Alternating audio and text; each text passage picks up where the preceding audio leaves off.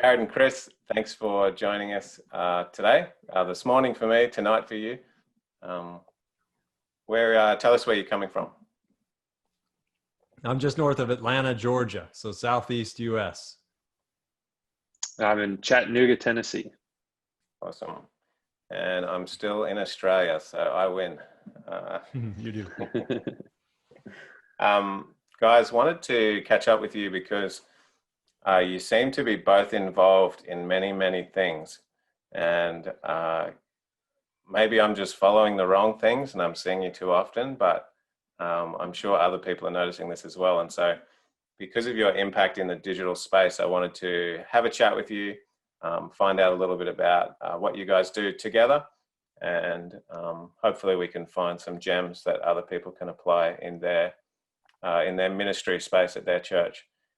So we might just start off with, how did you guys get to know each other? Yeah, someone told me we were doing some stuff. At the time I was working with the Adventist Review on specifically how do we increase the reach of all the great content being made. And someone said, there's this guy named Chris, you need to meet him. I'm like, really? I do? So they gave me this information. I called him and I thought, oh yeah, he seems really smart. I'm going to try and learn everything he knows in a few hours. A few hours later, I realized I know nothing. And that was like the beginning of our friendship. Ever since, Chris is the genius, and all I know is go. So it's been a good friendship so far. Is that accurate, Chris? Yeah, I mean, Jared knows a lot, actually. He's downplaying that a little bit, but yeah, that's how it went. So we started working together a little bit with Adventist Review, and then some side projects, and we really started putting our heads together, trying to figure out how do we develop a model for local churches to win more souls using all of this technology. And so we started implementing some things at his local church, where he's a lay pastor, excuse me, and we started getting some results. And I mean, it wasn't very, very quick or fast or easy because of the setting. Jared's in a pretty rural place. And so we had to try a lot of different things, and we spent money and didn't get results at times. And I think we reached a point where we both agreed, hey, we finally are onto something here. And we started getting a lot of leads, people who are interested in studying the Bible, a lot of people interested in just the content that was being shared on a weekly basis from Jared's sermons. And Jared started really getting into podcasting, and people have been hitting him up about that. So Jared's been doing a lot as a pastor of his church in the digital world here. And we just wanted to figure out how to scale this and help more people. So we put it into a course, and that's kind of the story behind all of that. Awesome. And just quickly before we talk about that course, Chris, I know you've been involved in professional digital marketing, pre and post conversion, but Jared, what was your journey in ministry? You're a lay pastor, a qualified pastor, you work at the Review. How do you do all these things at the same time? Yeah, so I graduated from Southern in 2004 with a degree in international business. And I was ready to go make the money and pay my tithe, and got out, began to do something totally different than my degree. And someone invited me to India on a Share Him trip. And I went over there and I saw people's lives changed. And I came back. I was like, I got to do something different with my life. And I actually went back to India a second time, got really sick, and that started a big journey. So yeah, I've had a passion for business. Business is one of the most beautiful things to me. And that led me into, when we moved to this area where we're at, my wife and I, we got involved with the local little church, and the church welcomed us with open arms and all our crazy ideas. And I just love to stay busy. And that's where Chris and I are a dangerous combination, because he also likes to stay busy. Okay, so the conference asked you to look after a church. Is that how that works? So I started going to that church. The pastor and I kicked it off really well. I loved his sermons. He had multiple churches. after a while, it was kind of a strategized plan of he would take one church and I would take the other. And we started to just try different things. And I know we'll talk about it more in a minute, but I think a lot of our success has been who we're talking to. Mm-hmm. So that's a big passion of mine of creating a persona and chasing after it, and then measuring your results on, are you reaching that person that you believe is your customer? Awesome. Yes, we will talk about that soon. So as it relates to this course then, tell us about the course, who the course is for and what the course does. Yeah, so the course is for really anybody who wants to win souls and realizes that there is some power with this online technology that we have at our fingertips today. Really, this isn't to replace traditional evangelism by any means. Really, it can really supplement it in many different ways. And we talk about that in the course. We don't have to get into it too much now, but really the course is for anybody who wants to win souls. And we put a lot of time and thought into the course. Jared and I have both purchased a lot of courses, and we both admit to not finishing a lot of courses as well, and attributing that to the fact that there's kind of this dry, boring feel to many courses out there.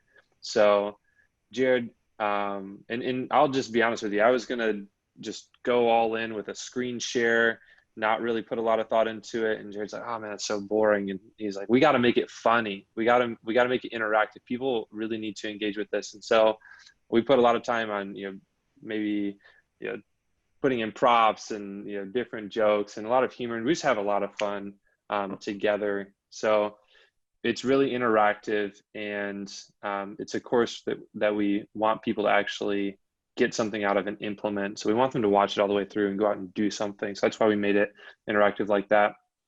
And then we also thought about the fact that there's a lot of people out there who they're pastors or they're church members who maybe aren't very tech savvy, and they're not the technology guru. And we wanted to provide an option for them where we pretty much created all of the things that they needed to create or would need to create in this situation. And they can just simply download and copy and paste it, so that they don't have to really, know all the technology and stuff like that. So there's kind of these two different, paths within the course. One is for people who want to take the principles, go out and build a strategy on their own. And then people who are like, I'm good with your guys' strategy. It works. I just want to copy and paste and follow along, press play, press pause type of thing. So those are some of my thoughts, but I'm sure Jared's got a few to share too. No, it's just turnkey, ready for people to use. You don't have to think. That Chris, you summed it up well. So you said it's for anybody who's interested in soul winning. Is the ideal customer a church board gets together and decides, hey, we want to do digital marketing? Or is it like an individual that decides, hey, I want to find some Bible studies for myself, nothing to do with the church body? What's it for? Yeah, I mean, we found both to be true. We did intend, in the beginning of all of this, for it to be primarily for churches. The way that I kind of saw it was that, I'm doing all of this advertising for a lot of Adventist entities and business owners who have a much larger budget than a typical church would have. And I started getting a lot of calls from churches wanting me to do the same type of advertising for them. And it was just very challenging to fit this into the budget that they had, and also serve them in a way that I could to provide them value.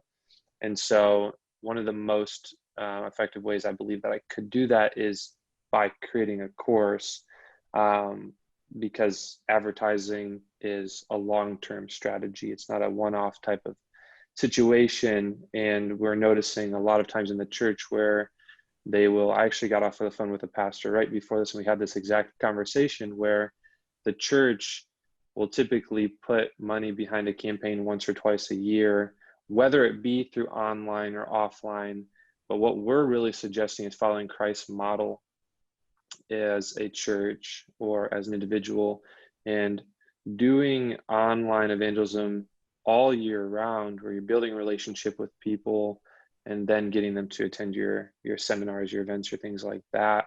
And we just show you how to do everything in that basic, outline of a strategy in the course. Yeah. So it is designed for churches, but there's a lot of individuals who are using it and having a good experience too. Does the course run in conjunction with like a physical prophecy seminar, or is the course a digital prophecy seminar that then sends qualified leads to your church? I could jump in there. At our local church, we used everything that Chris has shown us that the course teaches leading up to a digital evangelism event. And we launched that about 3 weeks ago, and the results are staggering. And we haven't even started to advertise it yet. So the course really does teach building a rapport with people. And then I like to say cashing the check of goodwill. And you built for 8 months. And for us, it was almost for 2 years. We literally built everyone that is engaged with anything we've ever done. Then we took all that data and said, we want to show you this. Now, if we can all start to meet and have local events again, it'll be real easy to invite people. But digitally, this has been a beautiful thing. So, this is the world we live in. And it's been great to see all these tools be practical, Bible studies to be gotten, people being baptized, all the metrics people care about in different ways. We're seeing it. So, yeah. Awesome. Is this one size fits all for all kinds of countries and cultures, or is this mainly suited for a North American market? Is there any barriers with that? I think human psychology is very much the same regardless, when it comes down to the basic principles of building a relationship with someone before you ask them to do something, right? And so in that kind of context, yes, we'd say this is for anybody and everybody of all cultures. But when it comes down to the ads that we're using and the done for you kind of turnkey solution part of it, where we may have people of certain races or certain languages being displayed in those ads, those are very much nuanced for the North American culture. It's not to say that we won't be adding in anything in the future, but that's how it is right now. So you could get a lot of benefit just with understanding and kind of even modeling, just having a model of what our ads are looking like from the course and being able to kind of change them and adjust them for your cultural situation. Yeah. What would you say a church needs in place before it steps out and invests in a course or starts this journey? Is there something they should have sorted first, or is this the first step? This course is the first step.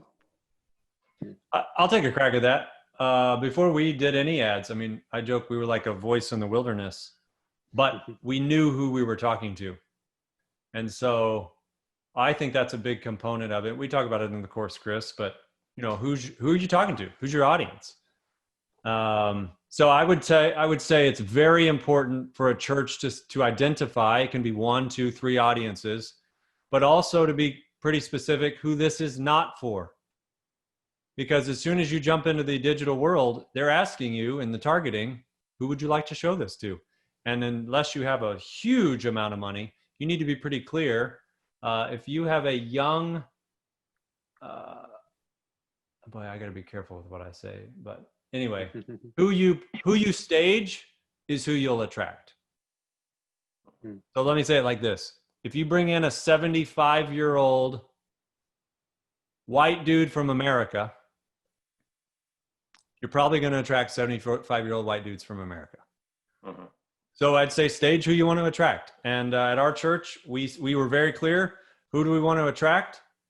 And based on the testimonies of literal paragraphs and pages of people who are writing, I'm giving my heart to the Lord, I'm getting baptized, all these different things, they are in the exact demographic that we targeted. And so I would say a church should have that good discussion. Who do we want to reach? Because it means the choir in the pews. And I'll just be personal in my example. I'm not talking to my church when I preach a sermon. And a church has to be okay with that. Because you're using different language, you're explaining things. I'm not assuming you are a Christian or Adventist. I got to explain some things a lot more than I would if I assumed, hey, we're homeboys, we got our slang. So anyway, I think it's pretty important for a church to know who do we want to reach, and then with that, you can jump right into the digital world and go reach that person. Mm-hmm. Okay, so what's this course called, and where can we get it, and whatever else you wanted to say just then, Chris? The course is well, first is Advertise Like Jesus, and it's the digital evangelism course. So you can go to digitalevangelismcourse.com. That's digitalevangelismcourse.com. They can learn a little bit more about it and purchase the course there and get access. But what I wanted to say is that when it comes to targeting, this is super important. Piggybacking off what Jared said there, because we found that, and we recommend this in the course, that for long-term sustainability, that you probably target younger families, because those are going to kind of stick around in the church and build the church up, as far as who you want to attract more of in the church, and things like that. But then a lot of times we may not realize, like Jared's saying, the communication, the language, all this that we're using really impacts who we're attracting. So having that conversation is really important. But also know that you can surprise yourself and get some crazy results really quick with this. When we developed the messenger bot system, where we actually give this to you in the course, you download it, you get access to it, and you can have it in your account and run it. It's almost like your own little digital Bible school. We set that up for Jared's church and started running it. And within 48 hours, we had, I don't remember, Jared, was like 75 or 80 leads or something like that. And we had a conversation like, who's going to follow up with these leads? And Jared went out and hired a Bible worker just to do that. So you don't have to acquire that many. We have other people who are taking the course, excuse me, and are not getting, they're not putting as much money behind it, so they're not getting as many leads, and they're doing that intentionally so that they can keep up with the demand. Mm-hmm. Anything else on that topic before I ask you guys a bunch of other questions? No, let's roll. Okay, Sabbatherist. I'm quite a fan of Sabbatherist video. Quite an interesting topic, I think, is whether or not there's room for comedy in the church. I believe there is. I'd love to see more of it. I would like to create, there's an old show that I probably shouldn't have watched when I was younger in Australia called Full Frontal, and it was lots of comedy sketches. And I'd love to see an Adventist comedy show like that. Far more moral and savory, of course. But have you found any other opportunities outside of this Sabbatherist video? It's possibly the best comedy thing I've seen within Adventism. Is there room for more of that? Is there any other opportunities? Can we create something? What do you think? I think so. It's a delicate thing. I'm not a big fan of using intentional humor in the pulpit, because it can just throw people. They don't know the next thing I'm going to tell you is life and death. And if you don't choose the right path, you could be lost. So humor has a time and place. I think we should be intentional about it. And I think it totally breaks down the barriers with people. We worked on a project a few years ago called, one was called From Sickness to Health. The next series was for kids called Icky Free Kids. And it's a 10-part health show on health, health principles, Adventist practice. That's why they live, 10 years longer. But it's funny. I painted myself all blue. And it's been the best thing for kids to come up to me and say, I know you told me to start smoking cigarettes, but I'm not going to do it.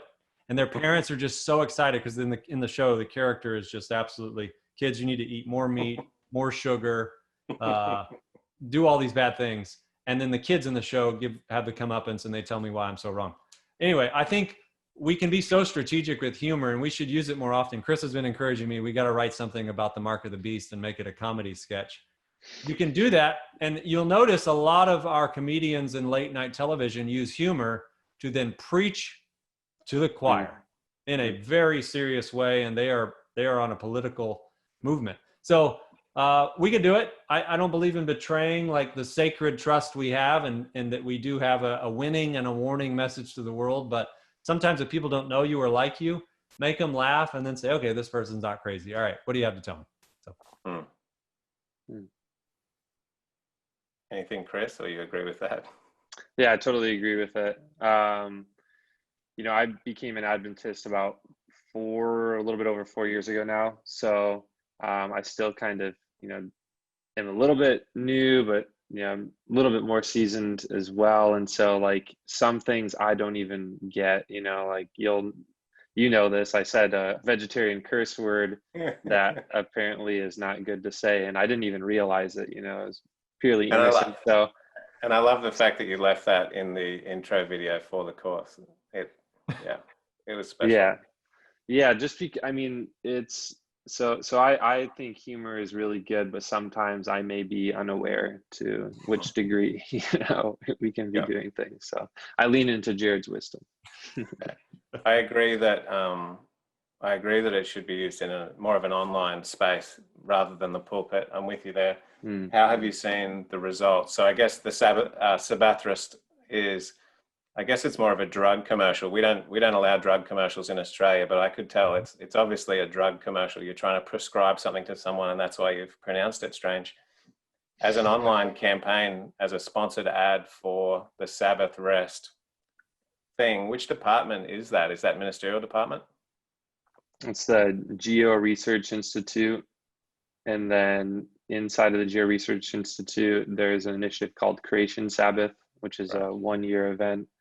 And Okay. And so results, how has that been overall? Are they getting more interest in in Creation Sabbath this year than before, or what? Oh, absolutely. Yeah, they said it's been tenfold. Yeah. Because honestly, there was the gentleman that leads it. He was very strategic in even some of the things that we should and couldn't say, and he's hilarious. So, you have to be careful. You have to get so close to the line of truth that you can't cross it and make people feel awkward. But it's funny enough where this is on point. And I can tell you, everyone that's seen it absolutely thinks it's funny. And yet it has a message like, yeah, truth is funny. That's why it's got humor. It's like, oh, it's kind of true. So anyway, it was fun to create. And I think there's space for more of it. Cool. Absolutely. All right. Well, love to be involved. Keep me in touch. Deal. ROIs, KPIs, business slang. So for an audience, return on investment, key performance indicators, thinking of church and the things that we do in a business sense. I guess especially as it relates to digital marketing, we've got an excuse for it. But I've sat in a lot of board meetings where people believe that the church is not a business, we're a ministry, we need to run differently. How do we find the balance in this tension? How do we deal with this? How do people deal with this? Because people are going to be going to their board meetings and saying, hey, we should invest in this course, and then we can invest in souls, and then we can get good return on investment from our ad spend. And there's going to be people on the board that say, hey, we're not a business here. We're not trying to make money. We're trying to save souls.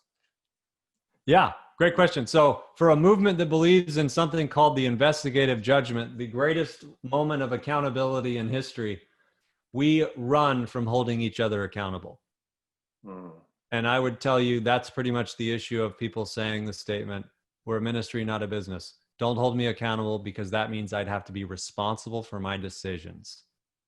And so I would say we should have metrics on everything we do, and we should be bold enough to measure those and say we failed. But let's not quit. Let's try again. We learned from our failure. But you'll find a friend of mine who works at the General Conference said, to rise in the Advent movement, you have to be the safest people on earth. Failures cannot be on your resume. And so I think that's a pretty true statement. Yeah, absolutely. And, when it comes to a business, everybody wants to know, what is the return on our investment to do things like, online advertising. And I'm very much involved with that because, most of my clients are in the for-profit space for my agency. With ministries, it can almost seem like a black hole of mystery, because what is the KPI at times? What are we trying to go after? And if we're not trying to generate leads or get someone to sign up for something or buy something, we may not necessarily know how to measure success with that. So this is a great conversation to have. And I think that, we should be intentional about how we structure campaigns, because I have seen campaigns run in the church that have been pretty lean, and I've also seen some that maybe are not as lean. And you know, we have to think of the end goal. Do we want to generate Bible studies? Is that the end goal? Then there's 100 different ways to do that through online advertising or digital marketing. So let's find the most efficient way to do it. But yeah. Yeah, I guess that's an area where I've struggled a bit. I'm involved in some digital marketing efforts, and essentially there has to be a sale, there has to be a call to action that translates into an achievement, a goal. Conversions, we need to maximize conversions is language that's used in the business space. It just so happens that we're interested in spiritual conversions as well. And so what do you guys think? What's your experience in terms of what's the ideal call to action? Say a church is rebuilding its website and it wants to be optimized for conversions. What's the call to action? Because we're selling spiritual encounters and interactivity. We're not selling plants. We don't have a buy now button and the transaction's done and we put it in the mail. We've actually got to like start a relationship with people. So how have you found call to actions best used in the church? I can give a few just from a local church perspective. I think you should create some waymarks along the road. So you talked about a website. Are people visiting this website? That's the first step. If you got thousands visiting, okay, that's a good step. People are coming. Are they now doing what you want them to do? That's the next thing you should measure. As the church goes, are people showing up? Are they filling the seats? If they are they getting involved? Are they giving financially by their tithe or offering? So, I mean, I think there's different metrics. Ultimately, though, we measure baptism. Problem with that is I've been in and around places where you pay someone just a little bit of money and they get in the water. And if my job depends on numbers, I can cheat the system. So that's not a good metric. That's a very low hanging fruit metric, because we don't have a consistent entrance around the world on what it means to be a member of the Seventh-day Adventist Church. So I think one way you could measure is a year after someone's baptized, talk to me about their engagement with the movement. What does their life look like? Do they attend the things? Are they giving Bible studies? What's the fruit of the Spirit in their life? Can they report, I wasn't really patient a year ago, but now I'm more patient? We should measure those, because it would mean, well, the pastor or the other church leaders need to be creating programming and spending time with people where they can measure those things. So I would say, again, everything has to be measured, and we can measure along the way, not just a one-time conversion. Yeah, I agree. And I guess that involves a commitment to setting up places for measurement, ways to measure, because so often I found we don't do that. We're not interested in that. We'll find out when we get to heaven. Digital discipleship is a term that's thrown around. Digital missionaries, digital discipleship. How would you guys define that term, and maybe some of the best examples you've seen of a digital disciple in action? Chris, you go first. Yeah, I'm just trying to think about it a little bit. So I personally don't use the term digital discipleship. I'll use the term digital missionary. So you may actually have to help me out with that one, Kyle, with what you maybe mean by that. But well, let me preface. I'll make it easier for you. I find that we use these terms a lot, but we actually lack a lot of practical applications for the people. And I guess that's one of the things that we're working on with this digital missionary initiative, and publishing these videos to gain, is that we want to see people actually doing something digitally. And so I just wonder what you guys think about this whole topic. Like, how can we actually get people active? Absolutely. Okay, so you're discipling people to become digital missionaries, is what you're... Well, yeah, sometimes that happens and sometimes that doesn't. Sometimes people attend a bunch of events and they think about writing a blog and then they never do. But you know what I mean? Like, what have you guys seen has been I guess the easiest way for people to get involved, or the most practical way for people to be able to get involved in this Gotcha. trend. Yeah, absolutely. Okay, this is great. So I have spent so much money and time and energy into learning all of this stuff that I know, right? And I like it, and it's enjoyable to me, and it's just a part of my life and who I am, and part of the passion that God has given me. There are a lot of people who don't have this, right? Who they see that it's a good idea. They understand that running an ad can get a Bible study and it can be more cost effective than other methods, or this or that, or there's so much potential with online evangelism. But at the end of the day, they don't have enough, you know, ambition to go and do it. And that's the challenge. So we thought about this even when creating our course, and that was a big reason on why we did it the way we did, because we didn't want a bunch of people to go and learn all of the different things and have a bunch of head knowledge and then go and do nothing. Like, we created this course because we saw the power behind, you know, what was happening at Jared's church, and then we were testing in other churches, and we were seeing that they're getting similar results, and we wanted people to go out and win souls using this. And we had to figure out how to make it so that someone doesn't buy the course, watch a few videos, and then forget about it. That's why we made it funny, so they would watch the entire thing. That'd be entertainment to them. And that's why we chose the done for you model, where we created everything so that you could literally press play, press pause, download, upload, press this button, and it's done. And you don't really have to worry too much about it.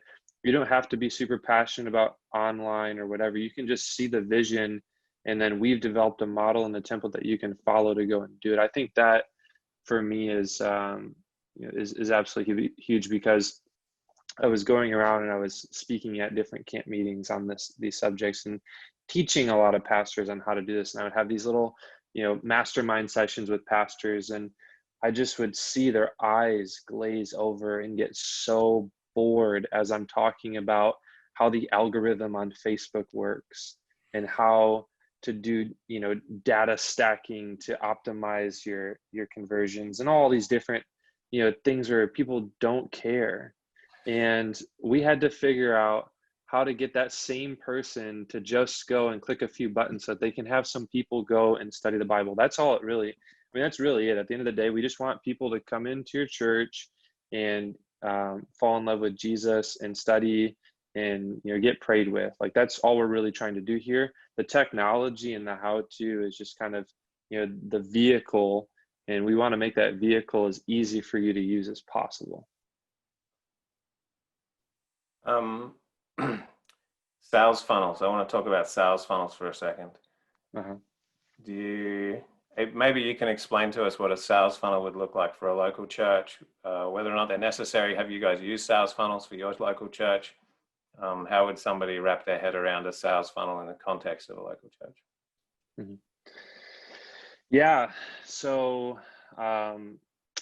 I mean, it depends. Like, you can build a sales pipeline using a CRM, which will organize all of the leads in a certain way and create automations to pass them on to people, and things like that. We have done that with projects, and part of the challenge there is the technological barrier. What I found to be more efficient is taking and just putting it all in a spreadsheet, because it doesn't matter how technologically savvy you are, you can sit and look at a spreadsheet of names and, you know, things like that, which is what we find most of the time. The people who are willing to follow up with Bible study leads in local churches are the people who are not as tech savvy. And so when it comes to that portion of the sales funnel and process, that's my recommendation there.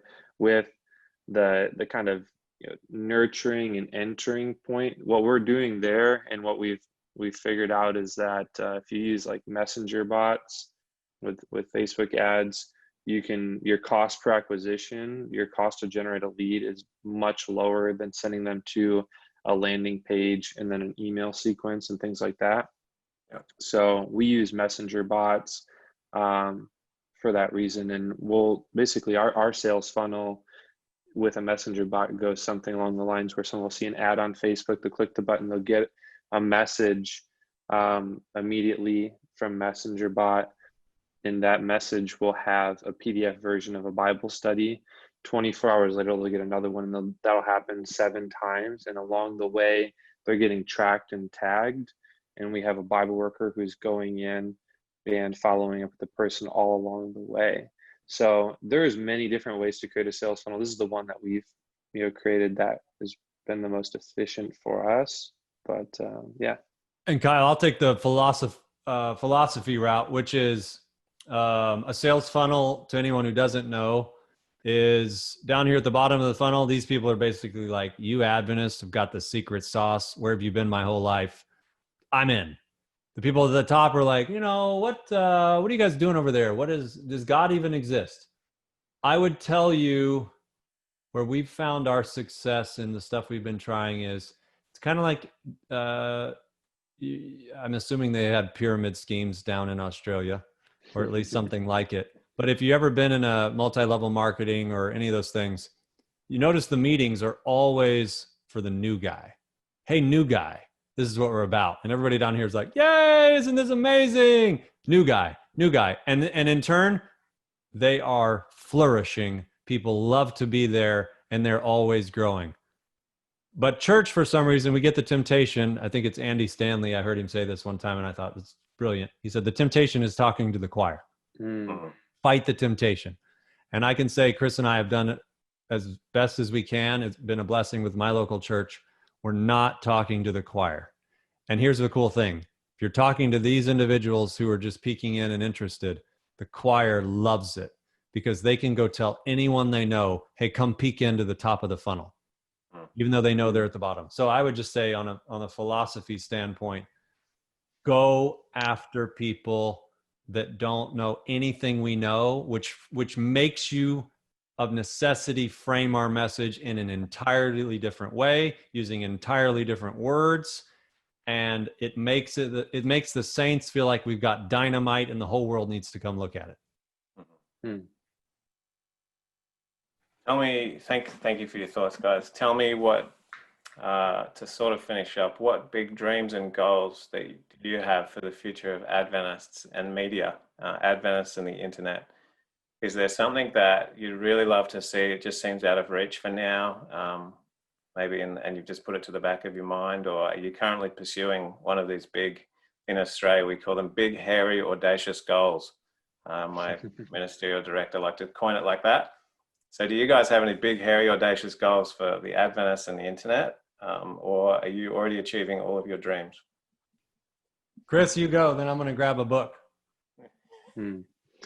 Yeah, I would say I just think a little bit about my experience. 4 years ago when I came into this church, I was so baffled when I looked at what we were doing online, which was absolutely nothing. And to see over the past few years, how far we've come is very encouraging.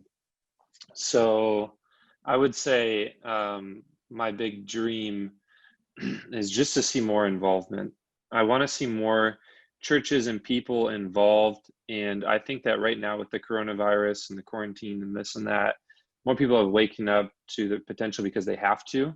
And I think that what they're doing right now is they're trying to take an old model and put it into a new context, which is online, and try a lot of things, and they're not finding success and they're getting discouraged. And Jesus warned us about this, taking new wine and putting it into an old wineskin, and how we shouldn't do that.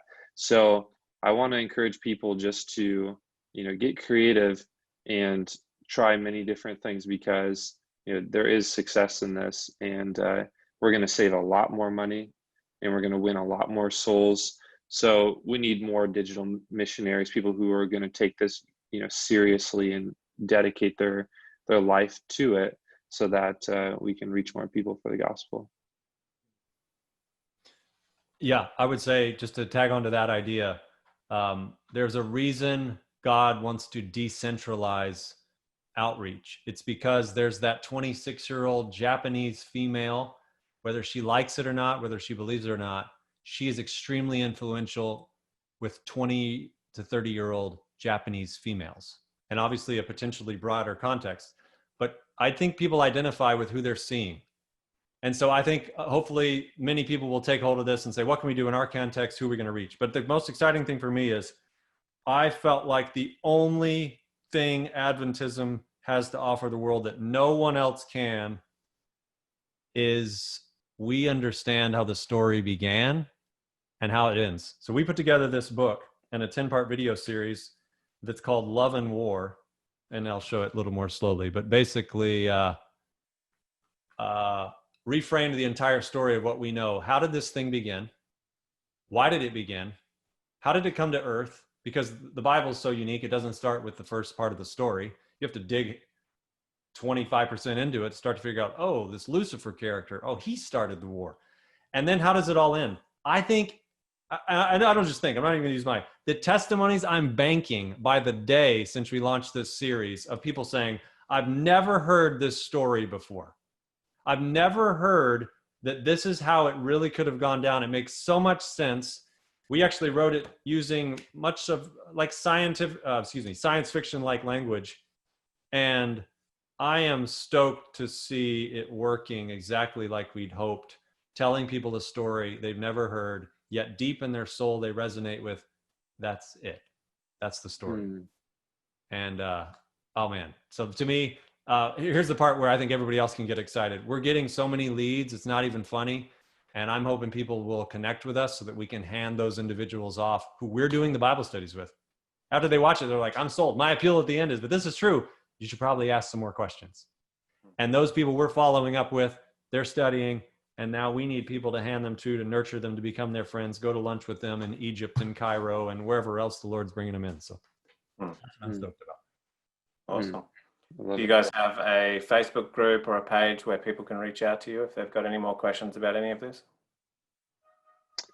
Yeah, so we have a Facebook group where we're continuously putting in some content, some little tips and tricks here and there. It's called Innovative Soul Winning, and we'll give you the link to share in here. But yeah, you can have direct contact with us in that group and kind of join our community of people who are interested in this stuff as well. So, guys, I want to thank you for your time and thank you for what you're doing in the digital space. Praying that it continues to flourish and more people get on the train. Thank you, Kyle. Thank you so much.